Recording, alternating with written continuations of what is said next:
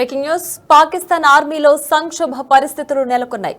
ఇప్పటికిప్పుడు యుద్ధం వస్తే ఏం చేయాలన్న సందిగ్ధత పాక్ ఆర్మీలో నెలకొంది.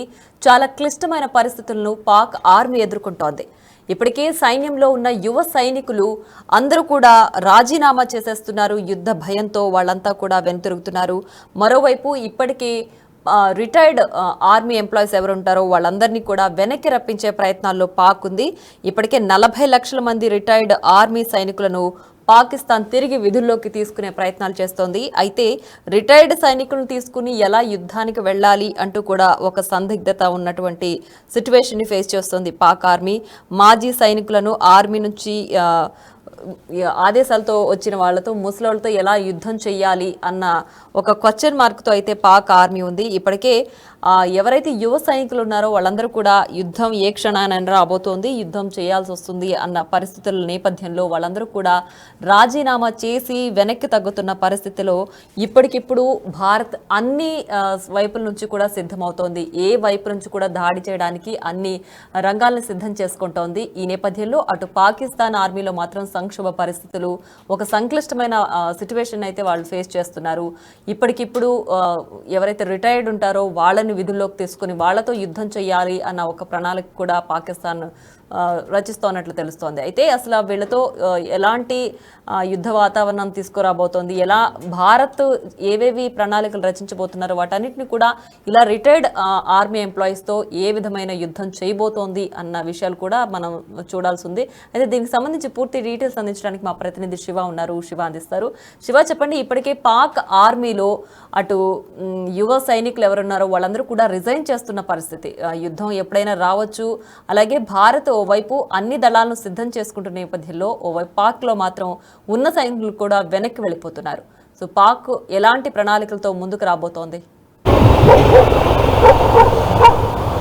రైట్ ప్రియా, భారత త్రివిధ దళాలు యుద్ధానికి సిద్ధమవుతుంటే ఇటు పాక్ ఆర్మీలో మాత్రం సంక్షోభం కొనసాగుతున్న పరిస్థితి కనిపిస్తుంది. యుద్ధానికి దూరం అవుతూ కూడా కొంతమంది యువ సైన్యం అంతా కూడా రాజీనామాలు చేస్తున్నారు. వేరే గత్యంతరం లేక రిటైర్డ్ ఎంప్లాయీస్ ఎవరైతే ఉన్నారో, ఉద్యోగులు, రిటైర్డ్ ఆర్మీ సైన్యం ఎవరైతే ఉన్నారో వారందరూ కూడా మళ్ళీ తిరిగి విధుల్లోకి చేరాలంటూ కూడా ఆర్మీ చీఫ్ అలాగే ప్రభుత్వం ఆదేశాలు జారీ చేసే నేపథ్యంలో వారందరినీ కూడా త్వరితగతిన వచ్చి జాయినింగ్ కావాలంటూ కూడా తెలిపారు. ఇక దానికి సంబంధించి ప్రధానంగా 40 లక్షల మంది రిటైర్డ్ ఆర్మీ సైనికులు ఉన్నారు. వారు మరి ఈ 40 లక్షల మందిలో ఎంతమంది విధుల్లో చేరడానికి సుముఖత వ్యక్తం చేస్తారు, ఎంతమంది వెనకడుగు వేస్తారు, వచ్చిన తర్వాత వారందరూ కూడా యుద్ధం చేయడానికి ఫిట్గా ఉంటారా లేదని కూడా చూడాల్సి ఉంది. ఒకవేళ వచ్చిన తర్వాత వారందరూ కూడా ఆయుధాలు కూడా సిద్ధం చేసుకోవాలంటూ కూడా ఆర్మీ చీఫ్ అలాగే పాకిస్తాన్ ప్రభుత్వం వారందరికీ కూడా ఆదేశాలు జారీ చేసింది. త్వరగా రావాలి, ఏ సమయంలోనైనా యుద్ధం రావచ్చు.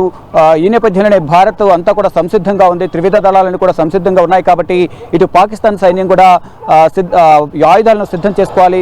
రిటైర్డ్ ఎంప్లాయీస్ అంతా కూడా విధుల్లో చేరాలంటూ కూడా ఆదేశాలు జారీ చేశారు. చూడాలి మరి వారంతా కూడా విధుల్లో 40 లక్షల మంది రిటైర్డ్ ఉద్యోగులు ఉన్నారు. ఆర్మీకి సంబంధించిన సైన్యం వారందరూ కూడా విధుల్లో చేరతారా, ఎంతమంది చేరతారు, వారందరూ వచ్చిన తర్వాత కూడా ఎంతమంది ఫిట్గా ఉన్నారు, వారందరి దగ్గర ఆయుధాలు వారందరికీ సమకూర్చే అవకాశం ఉంటుందా లేదని కూడా చూడాల్సి ఉంది. మరోవైపు యువ సైనికులు యుద్ధం భయంతో యువ సైన్యం ఏదైతుందో పాకిస్తాన్కి సంబంధించి వారందరూ ఇప్పటికే చాలా మంది 1000కి పైగా దాదాపు 1200 మందికి పైగా కూడా సైనికులు రాజీనామా చేశారు. దాదాపు 250 పైగా ఆర్మీ మేజర్లు కూడా రాజీనామా చేసిన పరిస్థితి కనిపిస్తోంది. ఈ సమయంలో కొత్తగా ఎవరైతే రిటైర్డ్ అయ్యారో వారిని తీసుకొచ్చి భారత్తో యుద్ధం చేయడం ద్వారా అది ఎంతవరకు సక్సెస్ అవుతాము అంటే రిటైర్డ్ అయిన తర్వాత వారు చాలా సంవత్సరాల తర్వాత రిటైర్డ్ అయ్యి మళ్ళీ విధుల్లోకి వచ్చిన తర్వాత వారికి ఈ ఆర్మీకి సంబంధించిన కాల్పులకు సంబంధించిన యుద్ధంలో పాల్గొనడం అనేది అది ఎంతవరకు వారికి కరెక్ట్, ఎంతవరకు ఉపయోగకరంగా ఉంటుంది పాకిస్తాన్కు అనేది కూడా మరొకసారి ఆలోచించాలి అనేది కూడా కొంతమంది సీనియర్లు, విశ్లేషకులు, రాజకీయ విశ్లేషకులు కూడా పాక్ ప్రభుత్వానికి కొన్ని సూచనలు చేస్తున్నారు. మరోవైపు పాకిస్తాన్లో ఉన్న ప్రతిపక్ష పార్టీ మాత్రం యుద్ధానికి సహకరించడం లేదనే ప్రచారం జరుగుతుంది. దానికి సంబంధించి ఇప్పటికే ప్రతిపక్ష పార్టీలతో పాక్ ప్రధానమంత్రి పలుమార్లు చర్చలు జరిపారు. రక్షణ మంత్రి కానీ అక్కడున్న రైల్వే శాఖ మంత్రి, ఇతర సీనియర్ నేతలందరూ కూడా ప్రతిపక్ష పార్టీలతో అందరితో కూడా చర్చలు జరిపినప్పటికీ భారత్తో యుద్ధం చేసి గెలవడం కష్టం అనే అభిప్రాయాన్ని వారందరూ కూడా వ్యక్తం చేసినట్టుగా కూడా తెలుస్తుంది. దానిలో భాగంగానే సైన్యం కూడా వెనకడుగు వేస్తూ అందరూ రాజీనామా చేస్తున్నారు.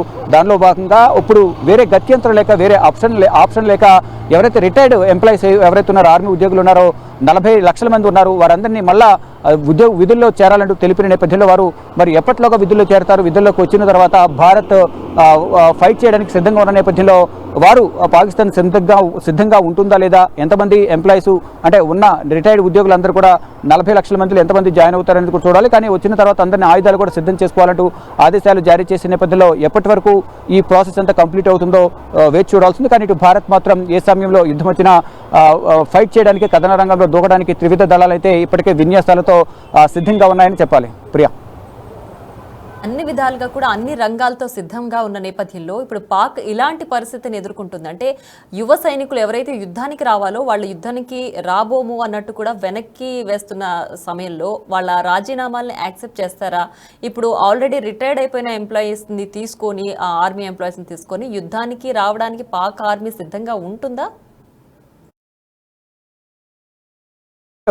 ఒకవేళ వారు ఇచ్చిన ఆదేశాల మేరకు 40 లక్షల మంది ఎంతో కొంతమంది వచ్చి జాయిన్ అయినా కానీ సరైన రీతిలో యుద్ధం చేయలేరు అనే భావన కూడా అక్కడ పాకిస్తాన్కి సంబంధించిన సీనియర్ ఎవరైతే ఆర్మీకి సంబంధించిన మేజర్లు కానీ ఇతర తోటి సైనికులు కూడా భావిస్తూ ఉన్నారు. అంటే ఇప్పుడు యుద్ధం వస్తే మనం గెలవలేము, మన దగ్గర సరైన యుద్ధ సామాగ్రి లేదు, యుద్ధ ట్యాంకర్లు కానీ ఇతర యుద్ధ సామాగ్రి ఆయుధాలు లేవు, కాబట్టి పాకిస్తాన్ గెలిచే అవకాశం లేదు అనేది ఒక భావన అయితే వాళ్ళలో ఏర్పడినట్లుగా కూడా తెలుస్తుంది. దానిలో భాగంగా ఇటు మిత్ర దేశాలు కూడా దూరం అవుతున్న నేపథ్యంలో ఇటు ఆఫ్ఘనిస్తాన్కి సంబంధించి తాలిబాన్ మంత్రి కూడా ఇటు భారత్తో స్నేహపూర్వక వాతావరణంలో చర్చలు, స్నేహం కోరుకుంటున్నారు. ఇటు తాలిబాన్కి సంబంధించిన మంత్రి కూడా ఇటు మిత్ర దేశాలను కూడా దూరం అవుతున్నాయి. ఈ విధంగా వ్యవహరించడం, ఉగ్రవాద స్థావరాలు ఏర్పరిచి శిక్షణ ఇవ్వడం అనేది కరెక్ట్ కాదని కూడా అతను కూడా అభిప్రాయం వ్యక్తం చేసినట్టు కూడా తెలుస్తుంది. దీని నేపథ్యంలోనే ఒకవైపు అంతర్యుద్ధం, మరోవైపు ఆర్మీ సైనికులు వెనకడుగు వేయడం, మరోవైపు మిత్ర దేశమైన ఆఫ్ఘనిస్తాన్ కూడా దూరం అవుతున్న నేపథ్యంలో ఇప్పుడు ఏం చేయాలో తెలియని పాలుపోని స్థితిలో పాకిస్తాన్ ఉంది. పాకిస్తాన్ ఆర్మీ కూడా ప్రజెంట్ గడ్డు పరిస్థితిని ఎదుర్కొంటుంది. ఈ నేపథ్యంలోనే వేరే ఆప్షన్ లేక రిటైర్డ్ ఉద్యోగులను మళ్ళా విధుల్లో చేరాలంటూ కూడా ఆదేశాలు ఇచ్చారు. వారు వచ్చి జాయిన్ అయినప్పటికీ మరి వారి సఫలీకృతం అవుతారా, విఫలమవుతారా అనేది కూడా వేచి చూడాల్సింది. కానీ యుద్ధానికి మాత్రం వారు వెనకడుగు వేస్తున్నారనే ప్రజెంట్ సిచ్యువేషన్ బట్టి అర్థమవుతూ ఉంది. ప్రియా, ఇక పాక్ ఆర్మీలో సంక్షోభం నెలకొంది. ఒక విచిత్రమైన పరిస్థితిని ఎదుర్కొంటోంది పాక్ ఆర్మీ. ఓవైపు భారత్ త్రివిధ దళాలతో యుద్ధానికి ఎప్పుడైనా సరే సిద్ధంగా ఉంది అన్న నేపథ్యంలో యుద్ధానికి సంకేతాలు కూడా పంపిస్తున్న నేపథ్యంలో పాక్ మాత్రం యువ సైనికులు రాజీనామా చేస్తున్నారు, యుద్ధానికి రాలేమంటూ వెనకడుగేస్తున్నారు. ఈ నేపథ్యంలో పాక్ ఆర్మీ రిటైర్డ్ ఆర్మీ సైనికుల్ని కూడా తిరిగి విధుల్లోకి తీసుకునే ఆలోచన చేస్తోంది. సో రిటైర్డ్ ఎంప్లాయీస్తో తిరిగి యుద్ధాన్ని ఎలా నడిపించబోతోంది, లేదంటే ఎలాంటి ప్రణాళికతో ముందుకు రాబోతోంది అని ఒక సందిగ్ధ నేపథ్యంలోనే యుద్ధానికి పాక్ ఆర్మీ సిద్ధమవుతోంది. భారత్ మాత్రం పక్కా ప్రణాళికతో అన్ని రంగాలను, త్రివిధ దళాలను అన్నిటిని సిద్ధం చేసుకుని యుద్ధానికి రెడీగా ఉంది.